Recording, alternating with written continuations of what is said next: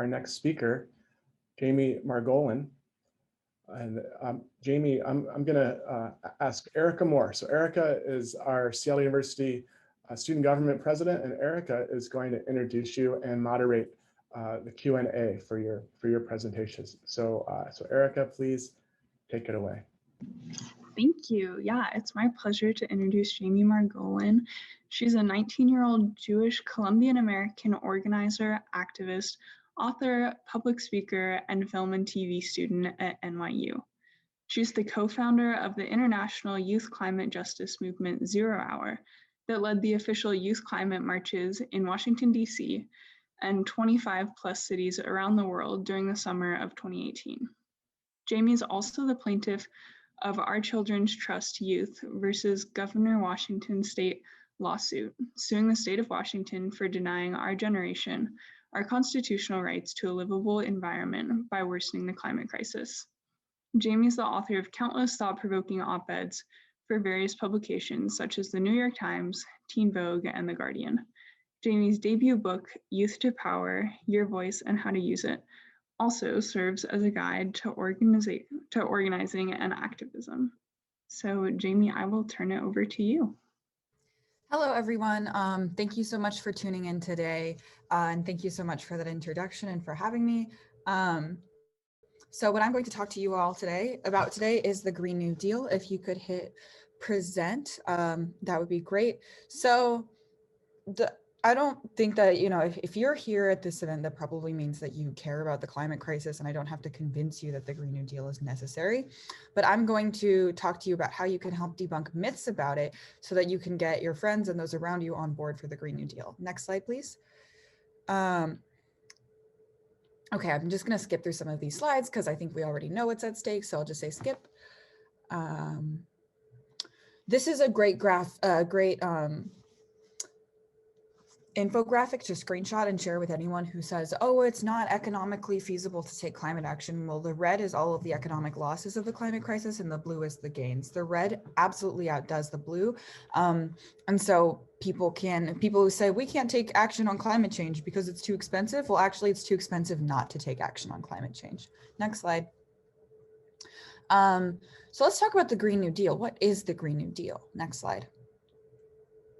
So the Green New Deal is a resolution, not a bill, to address climate change through a just transition to renewable energy sources. It's a vision for the future. It's structural change to our entire economic and energy system. It's immediate and crucial climate action, and it addresses socioeconomic inequality, which is very rare for a piece of national climate legislation, which is why it's so powerful. And I'm telling you all this because the Green New Deal just got reintroduced, and now we got to do the push to actually make it a reality. Next slide. So there is a lot of there's a lot of myths happening around the Green New Deal. And so we're going to myth bust some of them. You can all feel free to screenshot any of these slides and share them and use them. So the Green New Deal is not anti-hamburger. So Fox News and the conservative conservative media have been really pushing fear tactics about the Green New Deal because they're in bed with the fossil fuel industry, and the fossil fuel industry very much does not want a Green New Deal. And so there's a lot of propaganda to fight it. People say it's anti-hamburger. There's no mention of cows at all in the Green New Deal. No one's going to take away anyone's hamburgers. So if your weird uncle or someone is arguing you about this, you can show them this. It's not job loss. It's a creation of new jobs. Nowhere in there does it say that we're going to stop flying planes, because also, anti-climate action folks are people who are against the Green New Deal are like, oh no, you want us to go back to the horse and buggy, but nowhere does it says that. And it's not the decline of the economy. These are all propaganda funded by corporate media. Next slide. So what is the Green New Deal? It is focused on renewable carbon neutral energy by 2030. It is a just transition for all workers. It is complete economic transformation in the energy grid, and it is requiring a mass mobilization of our government and its people to combat the climate crisis. That's what the Green New Deal is. Next slide. So if it sounds familiar, it's because it's very similar to the New Deal, which was enacted between 1933 and 1939 to lift people out of the Great Depression. So it created a series of public projects, financial reforms, social, like it created basically the social safety net that we have today. And that was to combat the crisis of the Great Depression. So the Green New Deal is similar. It's a social safety net and framework and financial reforms to combat the crisis of the climate crisis. Next slide.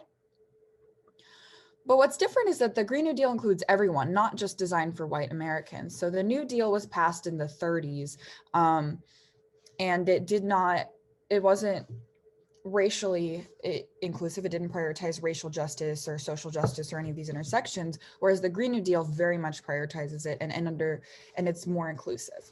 It incorporates environmental degradation, not just economic development, and it takes on the challenge of addressing the greatest threat to humanity, climate change. And it prioritizes union labor as well. So I'm going to skip over that. We don't have time. So what is economic justice and a just transition? So the Green New Deal resolution guarantees safe union jobs, $15 an hour minimum wage. Now, a lot of people are like, what does this have to do with anything? Stop bringing other issues into the climate crisis. We just need to focus on climate change. Universal health care, public transit, 15-hour minimum wage. That's not about climate action. Well, yes, it is. The Green New Deal isn't just about lowering emissions. It's about restructuring a society that can do so and going from a society of extraction to a society of sustainability and equality and prosperity. So educational training for new jobs, universal healthcare and public transit, and a $15 minimum wage. These are all things that are needed to create that new world that we want to bring into reality. And public transit and healthcare, I mean, we need transit to get around, and that's going to really cut emissions a lot. Universal healthcare, the climate crisis worsens people's health, and so we do need healthcare to be there to support folks, which is why the Green New Deal doesn't leave out these intersections of health, economic justice, all of these other important issues. Next slide. So it was introduced by AOC and Senator Ed Markey. Next slide. And it prioritizes environmental injustice. Next slide. So environmental injustice is the way that the climate crisis is fundamentally unfair. And the Green New Deal tackles that the way no other climate policy has really attempted to. It guarantees environmental justice, not just climate action, which means reforming systemic ecological prejudices while being intentional of how policies may impact marginalized communities. So the Green New Deal guarantees clean air, water, healthcare, and healthy food, and more to every American, a stoppage of all fossil fuel projects, to level the economic playing field, and it acknowledges treaties with Indigenous people and respects Indigenous sovereignty. That's another part of climate justice that people often ignore, is Indigenous sovereignty and Indigenous rights. It's very important to prioritize that in your climate action, because we are not going to be able to solve this crisis without Indigenous sovereignty and Indigenous folks. And also it's just a matter of basic human rights. Next slide. So I encourage everyone to actually go read the Green New Deal. It's not like this big, look, I'm a film student. I'm not someone who enjoys like going through in the weeds of policy and stuff like that. Like, I'm very much not a policy wonk, but I love the Green New Deal in terms of like literally reading it, because it's actually very short. It takes like 15 minutes to read tops, more like 10 minutes to read. It's a short, easy read, and it's a very inspiring piece of legislation. This Earth Day, read the Green New Deal. Just go on the internet, search PDF Green New Deal, and just read it and internalize it. And it's a inspiring document. Once you're done reading it and you put it down, you're like, wow, that world sounds amazing, what it's trying to create. So if you're ever skeptical about the Green New Deal, or you hear people around you being skeptical about it, instead of all of the nonsense and you know, I don't know if you have any friends who are like, I don't know, it's a bit extreme, just have them read it, because all of the nonsense and noise around it is just scare tactics. But in reality, it's actually a very beautiful piece of legislation. So that is all for the slides. So you can stop sharing. That's just what I wanted to talk to you guys today about the Green New Deal. And we have a couple minutes for questions. I'd be happy to answer your questions. I'm sorry that I'm going to have to go a little sooner than expected. Earth Day's a little crazy, but I'm going to leave while you're asking questions, I'm going to leave like all my information in the chat, so you can feel free to reach out to me at any point on social media or via email, and I can answer any questions that I didn't get to answer today. But let's have a few questions. So if folks want to start putting questions either in the chat or in the Q&A feature, I can start looking through those. And just to get us kind of started off, Jamie, as a young leader, can you share with us like how your age has been an asset and why it's important for young people specifically to get involved with environmental issues and action? I mean, the way my age has been an asset is honestly, I mean, it is people do stop and look when you're young, as opposed to if you are someone of an age that people expect you to have a career and expect you kind of to be doing the things that I'm doing. So it's definitely been an asset to make people turn heads and really look and pay attention. But I truly believe that action is for everyone. The emphasis shouldn't be on youth activism or like overly glorifying the age of someone. Like, you're either age or you die is what a mentor of mine has always said. So I mean, I started this when I was 14, and a lot, you know, I'm 19 now, so the cuteness factor has worn off, and I'm still considered young, and I'm still doing this work, and I'm still very much a youth. But I really think that we also need to prioritize and support the activism of our elders and people who have come before us. I truly think that the way that this movement is going to succeed is through intergenerational action. And yes, being a young person, especially nowadays when people are paying attention to our activism, I guess it's like in vogue to support youth activists. People are very like intrigued on the whole youth thing, but really I believe that all generations have something to offer. And I know a lot of like activists in their 30s and stuff like that who I feel like should be getting the attention that I'm getting, but because they're not like a teenager, it's not like as impressive, and people don't really give them their flowers give them their accolades for what they've done. So I do believe that we need to start, you know, valuing intergenerational organizing. But yeah, that's a little bit about age. Great. And someone put a question in the chat just asking, how do you combat or deal with climate grief? The way I combat climate grief is by taking actions and taking breaks. It's really, those are the only two ways that I think you can do. Taking action is, you know, when you have climate grief and you're trying to fight the climate crisis as best you can, but sometimes that in itself is very stressful and can make you very sad because you're putting all this energy in and you're working and you're fighting and you're doing all this work, and then you see another wildfire, you see more people dying, you see more people being hurt, and you're like, it's all for nothing. And at that point, you got to watch a funny TV show. You got to, I don't know, hang out with your friends, eat some good food, take a, I don't know, just do whatever you need for yourself, because you will burn out. I know, as someone who's burnt out many times and who has gone through many stages of very paralyzing, like eco grief of just like, oh my God, like what's the point? Like basically almost nihilism. I do fall into pits of nihilism from time to time. And the way I pull myself out of it is I let myself nap, binge watch TV, think about things that have nothing to do with the climate crisis so that my batteries recharge. And then I'm ready to jump back into the pit and back into that fighting ring and go another round and then get knocked down, sleep, watch TV, and the cycle repeats indefinitely. So that's how I cope.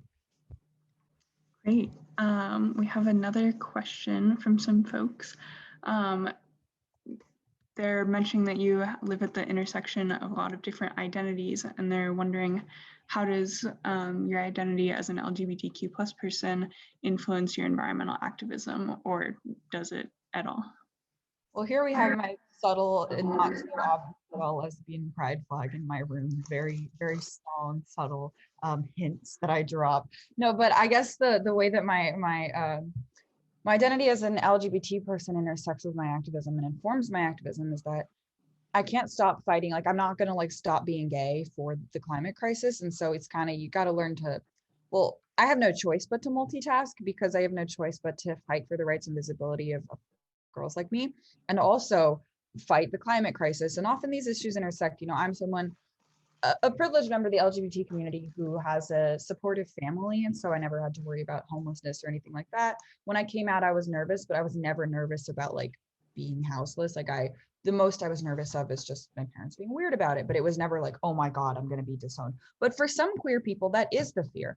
And then if you are disowned, if you are kicked out onto the streets, then homeless people feel the impacts of the climate crisis disproportionately. If you're someone who has a shelter to go to when it gets really hot, when there's wildfire smoke, when we have polar vortexes, like what happened in Texas with the freezing cold temperatures that were deadly. If you're a homeless person, then that's going to impact you a lot more than if you have a warm place to go to. So that's really, I guess, some of the intersections of LGBT rights and climate changes that LGBT people, there's a disproportionate amount of homeless LGBTQ plus youth because of homophobia, because of how unfortunately widespread the practices of parents kicking out their children are. We see much higher percentages of LGBT kids being homeless as opposed to our straight and cis counterparts, and that creates that's just more environmental injustice. I only have time for one more question before I have to hop off, but I did leave a link to read my book in the chat, as well as my Instagram and Twitter, where you can feel free to send me a DM and I will see it. So yeah, one more question. Great. We will close with a little bit more of like an actionable question. Just what steps, from your perspective, do you think that students, specifically at Seattle University or more generally, could take to combat unsustainable actions and policies? I think that the take to combat unsustainable actions and policies is really through organizing and movement building. Like individual, oh, I'm going to be eco-friendly in my own life, I'm going to reduce my plastic, that's great. I'm not looking down upon that at all. But we need systemic change.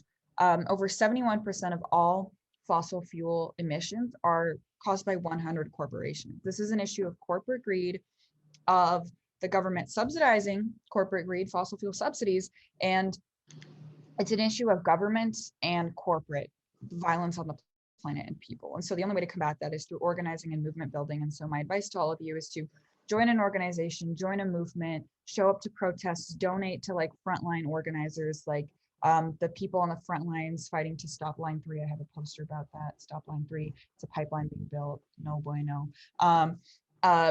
People fighting like the Dakota Access Pipeline, like donate to Indigenous folks on the ground who are protecting the Amazon rainforest and stopping pipelines, like donate to the front lines, and just get involved with movements as much as you can.